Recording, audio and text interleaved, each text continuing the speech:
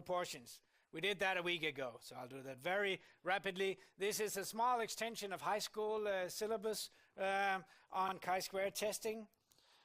It relates closely in a way to 1 and 2 sample testing or that we've just done, or comparisons, but now we're talking about proportions, like typical polls. Do you vote for Macron or Le Pen? It's a classical poll. We record the proportions that select one in front of the other. This is also very much used in clinical trials. Do you die or do you not die after a treatment? How long do you survive?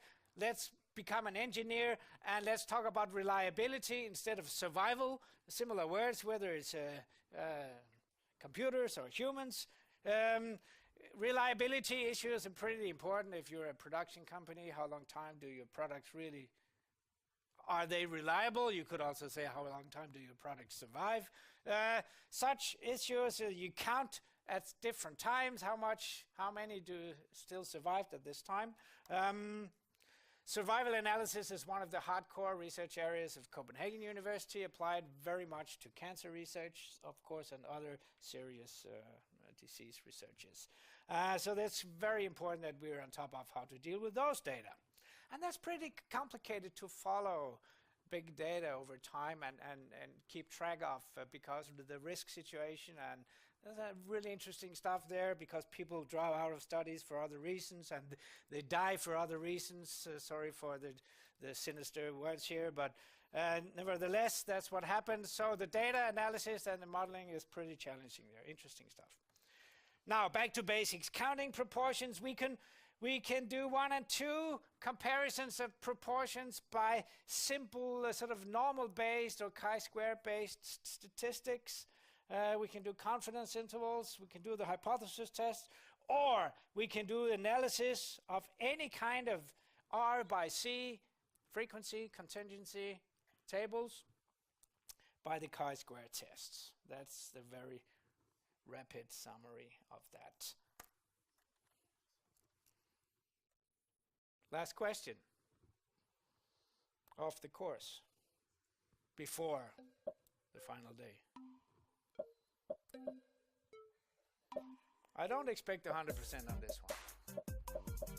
That's difficult.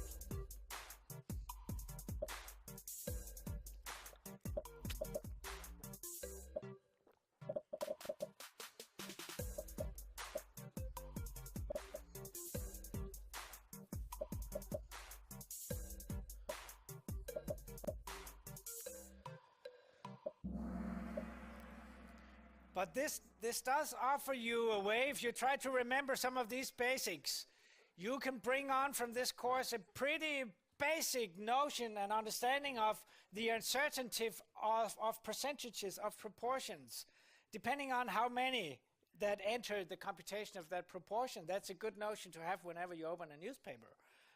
It's actually...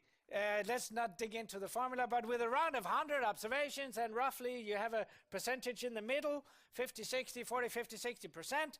The confidence CI, the 95% confidence interval, the CI, is plus minus 10 percentage point, plus minus 0.10.